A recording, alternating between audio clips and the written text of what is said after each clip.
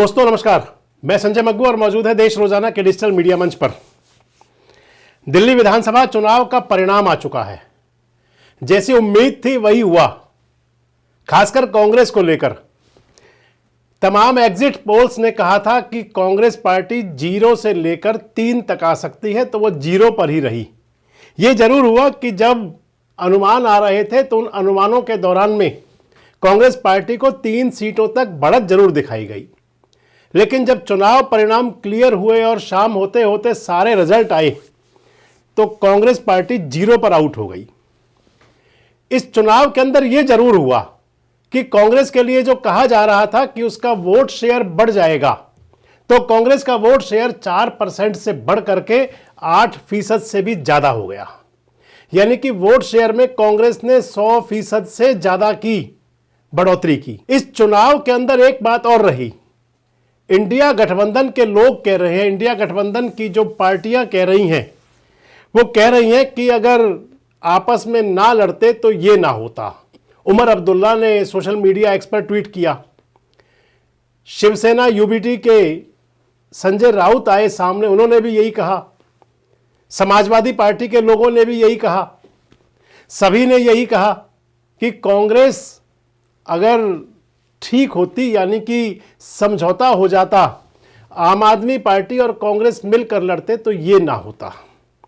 ये होता तो वो होता, वो होता तो ये होता। ये सब कुछ हुआ करता है हमेशा कोई भी घटना घट जाने के बाद। इस वीडियो में मैं आपके साथ मौजूद हूं प्रमुख मुद्दे को लेकर के। आपने देखा होगा आज कांग्रेस के जो प्रवक्ता आए थे, कांग्रेस के प्रवक्ता मैं अभय दुबे को सुन रहा था। अभय दुबे भारतीय जनता पार्टी की जीत पर कोई टिप्पणी नहीं कर रहे थे, अपनी 0 आने पर कोई टिप्पणी नहीं कर रहे थे, लेकिन आम आदमी पार्टी की हार पर टिप्पणी कर रहे थे कि आखिर हम किसी को हराने के लिए या किसी को जिताने के लिए कब तक मैदान में रहेंगे। अभय दुबे ने यह भी कहा सीधे सीधे कि आम आदमी पार्टी में जो अच्छे लोग हैं वो कांग्रेस में शामिल हो जाएं, वो सब कांग्रेस में आ जाएं। सुप्रिया श्रीनेत का एक वीडियो वायरल है, जिस वीडियो के अंदर, जिस क्लिप के अंदर सुप्रिया श्रीनेत एक स्टूडियो के अंदर हैं, न्यूज चैनल के स्टूडियो में, और वहां खुशी मना रही हैं क्योंकि उस समय चल रहा है 45 और 25। उस समय का जो आंकड़ा था 45 सीटों पर भारतीय जनता पार्टी और आम आदमी पार्टी 25 सीटों पर।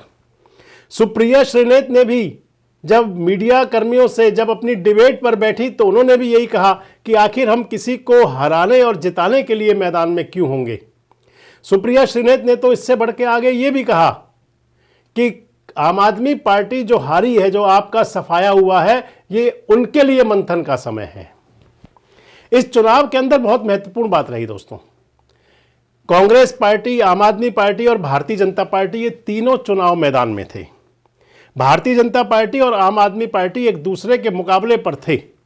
भारतीय जनता पार्टी आम आदमी पार्टी की तीखी और सख्त आलोचना कर रही थी, और जितनी तीखी और सख्त आलोचना भारतीय जनता पार्टी कर रही थी आम आदमी पार्टी की, उससे कहीं ज्यादा बड़ी आलोचना कर रही थी कांग्रेस।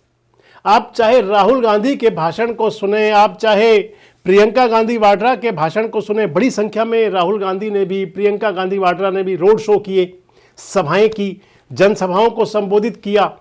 और हर एक सभा के अंदर एक मौका तो ऐसा था कि जब राहुल गांधी ने केजरीवाल को मोदी से भी ज्यादा आगे लिया, राहुल गांधी ने केजरीवाल पर प्रधानमंत्री नरेंद्र मोदी से भी ज्यादा तीखे वार किए। ऐसे मौके भी सामने आए जब कांग्रेस के नेताओं ने आम आदमी पार्टी के नेताओं को घेरने का कोई मौका नहीं छोड़ा।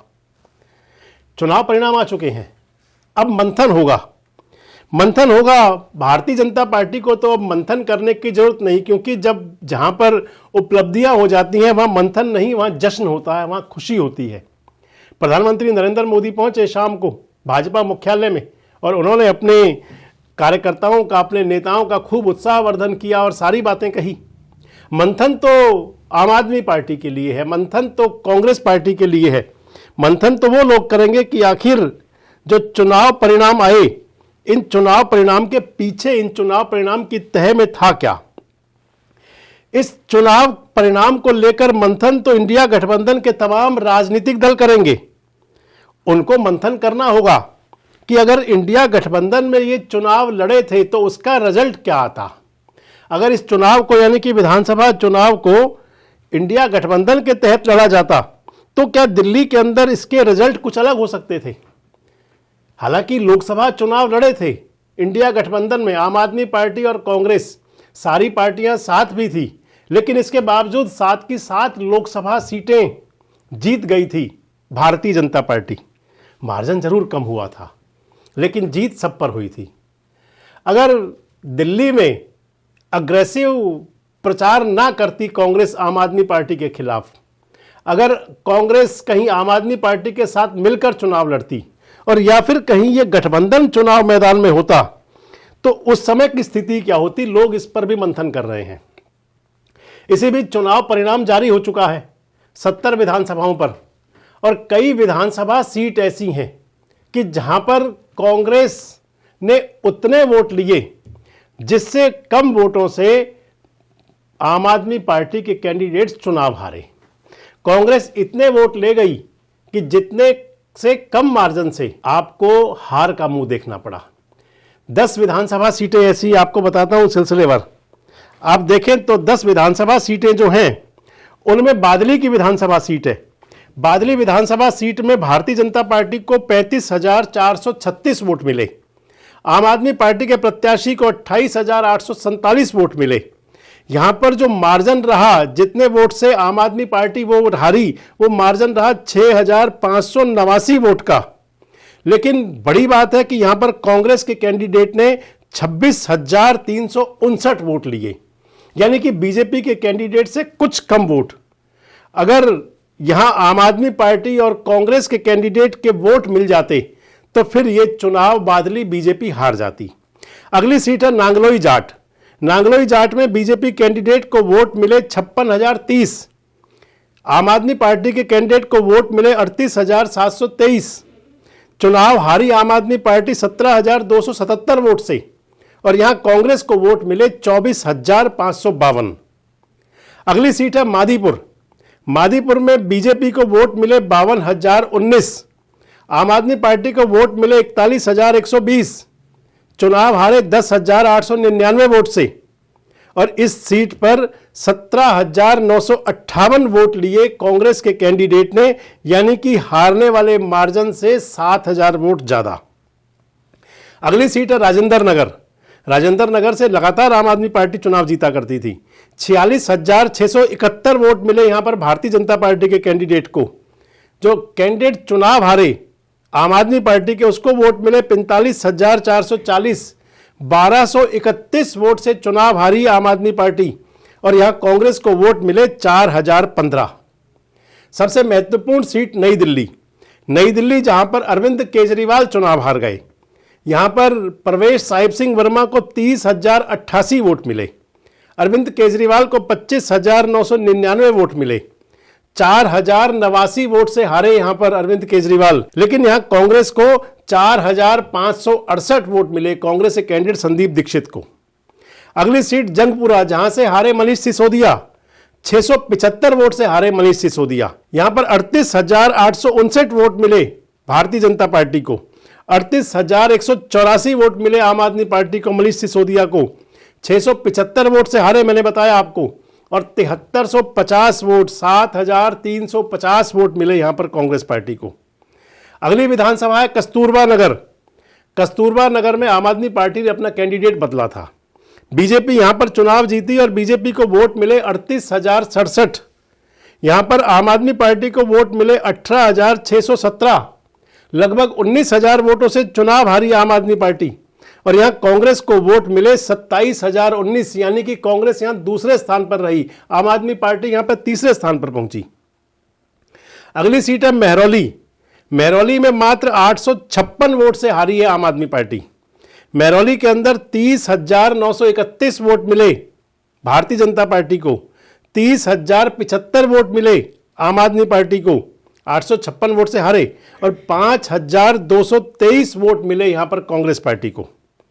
इसी प्रकार संगम विहार विधानसभा है, मात्र 344 वोट से यहां पर आम आदमी पार्टी हारी है। 54,049 वोट मिले यहां पर भारतीय जनता पार्टी को, 53,705 वोट मिले यहां पर आम आदमी पार्टी को। 344 से मार्जिन रहा जो बीजेपी जीती, लेकिन यहां पर कांग्रेस को वोट मिले 15,863। अगली विधानसभा ग्रेटर कैलाश, जो दिग्गज हारे हैं आम आदमी पार्टी के, वो बता रहे हैं। आम आदमी पार्टी के दिग्गज हारे यहां पर सौरभ भारद्वाज। सौरभ भारद्वाज को वोट मिले 46,406 और यहां पर भारतीय जनता पार्टी को वोट मिले 49,594। शिखा राय को 3188 वोट से हारे यहां पर सौरभ भारद्वाज, और यहां कांग्रेस ने वोट लिए 6,711। यानी कि ये 10 विधानसभा सीटें तो ऐसी हैं जहां कांग्रेस को मिला हुआ वोट आम आदमी पार्टी के हारे हुए मार्जिन से कहीं बहुत ज्यादा है, कहीं 2 गुना, 3 गुना, 4 गुना, 5 गुना, 10 गुना तक भी वोट हैं। इस लिहाज से अगर देखें तो आम आदमी पार्टी और कांग्रेस पार्टी अगर कहीं एक हो जाते तो फिर शायद चुनाव परिणाम कुछ और होता। मैंने आपको पहले ही कहा कि ये होता तो वो होता, वो होता तो ये होता। इस वीडियो में आपसे मैं चर्चा में जो हूं वो कांग्रेस को लेकर ही हूं। अब सबसे बड़ी बात है कि कांग्रेस ने आखिर अग्रेसिव रूप क्यों अपनाया। पहला जो अख्तियार किया रुख, वो आम आदमी पार्टी ने किया या कांग्रेस ने किया। आप देखें तो आम आदमी पार्टी ने भी कहा था कि कांग्रेस से कोई गठबंधन नहीं करेंगे, कांग्रेस ने भी कहा था कि आम आदमी पार्टी से कोई गठबंधन नहीं करेंगे। दोनों पार्टियों के बयान आ गए थे, कोई गठबंधन नहीं करेंगे। बीच में ऐसा लगा था शायद ऐसा हो कि फ्रेंडली मैच खेलें, लेकिन जब चुनाव प्रचार शुरू हुआ और चुनाव प्रचार में जिस प्रकार से आक्रामक रूप अपनाया कांग्रेस के नेताओं ने, उसने ये बता दिया कि कांग्रेस के लिए सबसे महत्वपूर्ण है कि किसी भी प्रकार से आम आदमी पार्टी को चुनाव में हराया जाए। अब ये कारण शायद ऐसा हो कि फ्रेंडली मैच खेलें, लेकिन जब चुनाव प्रचार शुरू हुआ और चुनाव प्रचार में जिस प्रकार से आक्रामक रूप अपनाया कांग्रेस के नेताओं ने, उसने ये बता दिया कि कांग्रेस के लिए सबसे महत्वपूर्ण है कि किसी भी प्रकार से आम आदमी पार्टी को चुनाव में हराया जाए। अब ये कारण क्यों रहा होगा? दोस्तों, इंडिया गठबंधन से आपसे शुरू करते हैं। जब इंडिया गठबंधन बना और इंडिया गठबंधन लोकसभा चुनाव में गठबंधन के तहत चुनाव मैदान में उतरा, तो कई स्थितियां ऐसी थी। आप देखें तो उत्तर प्रदेश की स्थिति थी, अखिलेश यादव ने पूरा प्रेशर बनाया था, कांग्रेस पार्टी पर कम सीटें दी गई। अगर पश्चिम बंगाल में चलें तो ममता दीदी तो गठबंधन से बाहर ही हो गई थी। अगर महाराष्ट्र में जाएं तो फिर शरद पवार और उद्धव ठाकरे का पूरा दबाव था कांग्रेस पार्टी पर। अगर आप झारखंड में जाएं तो वहां पर भी छोटी पार्टी के रूप में रही कांग्रेस। अगर दिल्ली में आए तो दिल्ली में कांग्रेस का जो वर्चस्व था उसको लूटा था आम आदमी पार्टी ने और अपनी सरकार बनाई थी। वर्चस्व लूटना, किला लूटना इसलिए कह रहा हूं क्योंकि राजनीति के अंदर जिसके स्थान पर जो आती है उसे माना जाता है कि वो राइवल पार्टीज हो गई। अगर आप पंजाब की देखें तो पंजाब में आम आदमी पार्टी ने कांग्रेस से पंजाब छीना। अगर गुजरात की देखें तो गुजरात में आम आदमी पार्टी के चुनाव लड़ने की वजह से कांग्रेस को भारी नुकसान हुआ। क्या यही कारण था? क्या कांग्रेस को यह लगा कि अगर अपना खोया हुआ धरातल, अपनी खोई हुई सियासी जमीन वापस पानी है तो फिर कड़े फैसले करने पड़ेंगे? आप देखें तो आजकल तल्खी का माहौल है।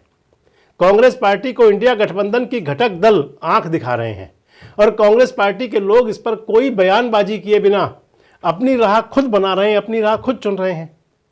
आप पंजाब के अंदर देखें, चंडीगढ़ के अंदर नगर निगम चुनाव हुआ।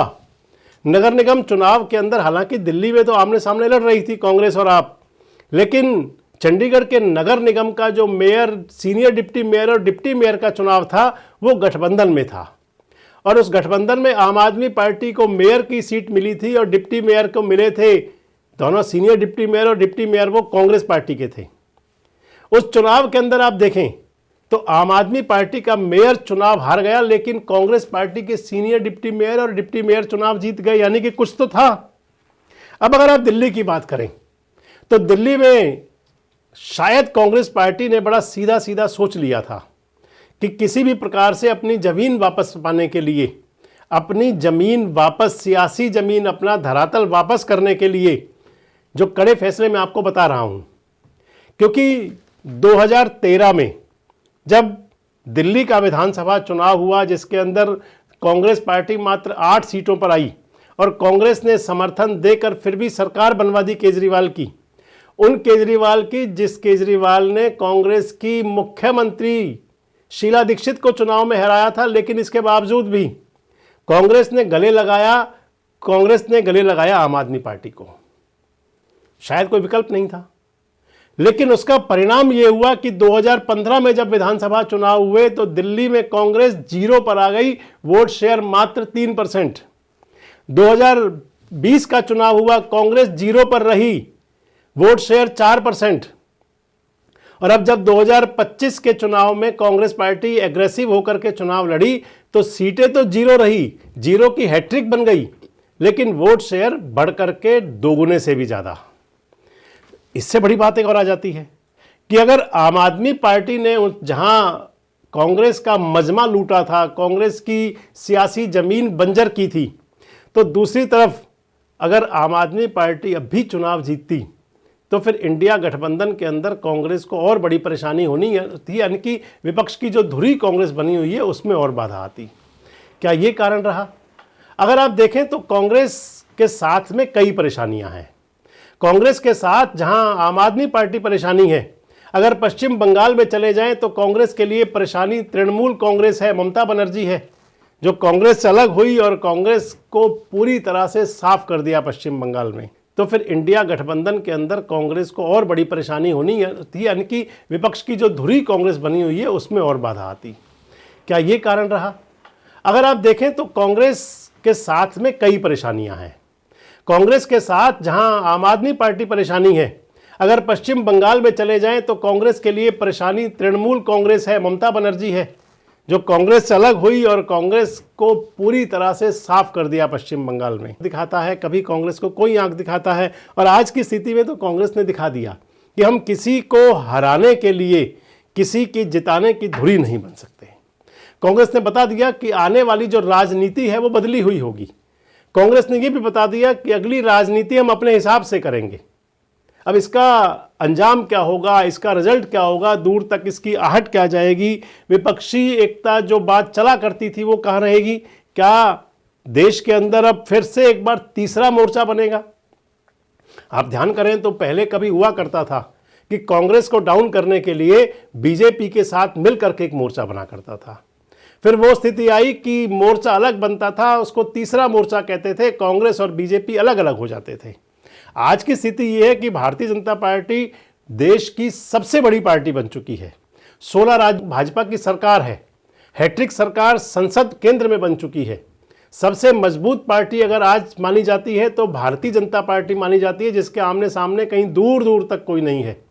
ऐसी स्थिति में एक तरीका तो यह था कि कांग्रेस विपक्ष के साथ मिल करके लड़ती, जो हुआ भी, और बीच में उसका फायदा कितना हुआ, नुकसान कितना हुआ, ये तो मंथन की चीजें हैं।